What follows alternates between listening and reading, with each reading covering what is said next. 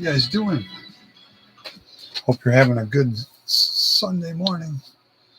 Wanted to show you what this one here turned out like. I'm calling it done. It's not absolutely finished. Whoa.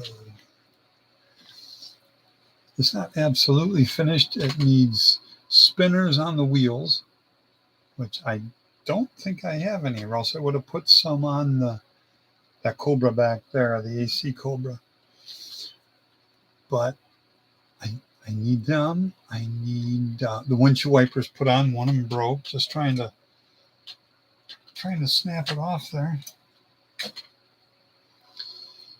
I went around it, trying to clip here and here so they wouldn't break, and sure enough, it broke the one. So we're just not gonna have windshield wipers on it right now. And what else is going on? Look at that. This is that awesome. Yeah, there we go.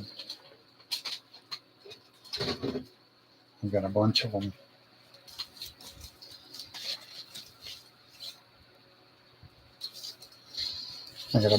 But anyway, this one here, it was gold. I got it back in 1996. It was $5. And I thought that was a bit much because the adhesive on the back in 1996 was really garbage for bare metal foil. I talked to the guy that created it, and he was a complete D-head over the phone. And I said, well, I got to put up with it because it's the only stuff out there. Now there's the Molotov pen and all the other fun stuff. What is going on? Well, it's all coming off. Awesome. It's my favorite. I love it. I love looking around it and saying, wow, that's fantastically nasty. Awesome. My favorite. Okay, I'm going to try to adjust this. Yeah, he wasn't a guy for our hobby, that's for sure. This was a guy making money. That's all he was. And he was a real toadstool. I talked to him back in, what was that, 05. And told him, he said, I bought all these. I can send them back to you. He's like, nope. He says, it don't stick to one kind of paint. And I'm like, oh, yeah? And he was waiting for me to say whatever paint it was. He was going to say, yeah, it doesn't stick to that one. So finally came down to it, and I'm like, yep, chroma base. No, it doesn't stick to that one. He said, put it on your thumbnail. It'll stick to your thumb or a bare plastic model. I'm like, well, who does foil on a bare plastic model? Anyway, I didn't get anywhere with that guy, and he was a real toadstool. But anyway, I use that gold, and I do like how it turned out, kinda. The only thing I can do is put it in a case, because if you ever touch it, yeah, if you ever touch it. Got the engine partially done. I'm going to look for an air cleaner for it. It's all in pearl white, and yeah. Like I said, I'm going to call it done for now because there's a bunch of other stuff that I'd like to do. And the lowrider was great. It was the first lowrider I ever did. And I love the style. My dad gave me a stack of lowrider magazines back in 05. And I cut all the pictures out and put them all over my garage. I love the looks of lowriders. Their paintwork is amazing. Second to absolutely nobody. And I've always liked them, and I don't know why I never did one, but this one here would be considered my first one. Okay, guys, that's the update that I wanted to give you. And Leon, I'm going to call this one done until I can find center caps and do a little small details here and there, but I think it'd be stupid to pick it up by this, but I'm gonna, because that gold rubs right off. But anyway, there's the bottom.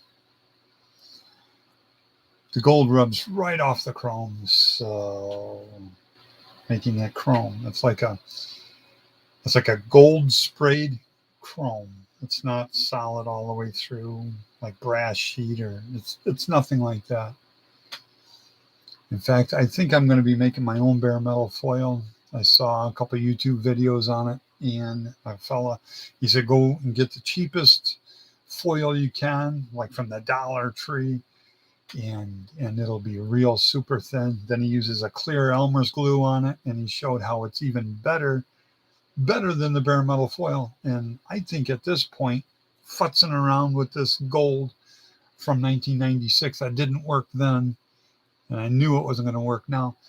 And I kept rubbing it down with isopropyl alcohol to really get it to bond better, and it didn't. So, and it doesn't stick to your thumbnail either.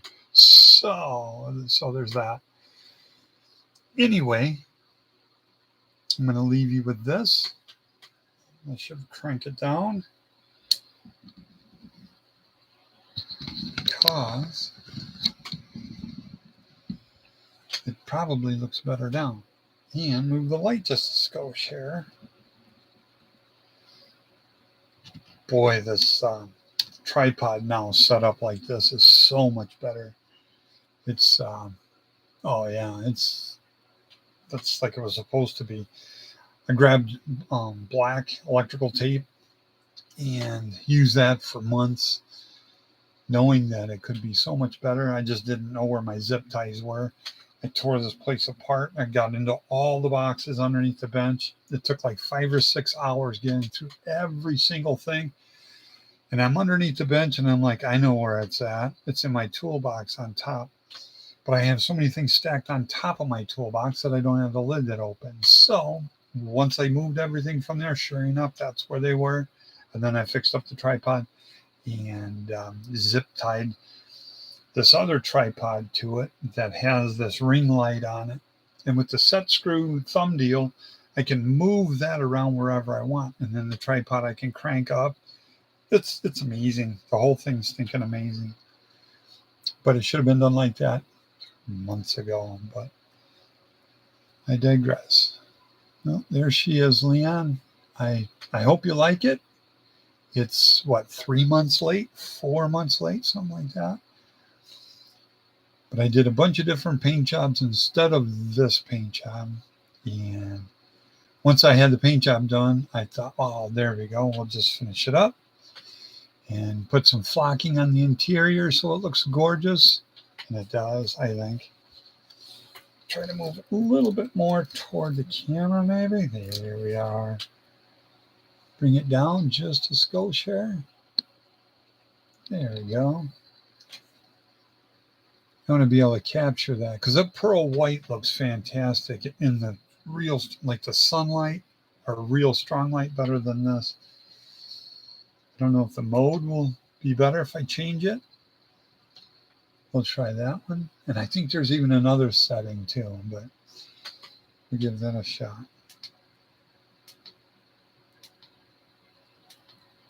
That one? I don't know where that came from, but okay, guys, I think I'm going to leave you with that because, yeah, that needs to go into a case or else it will get ugly fast. And I'm not refoiling it, so there's that.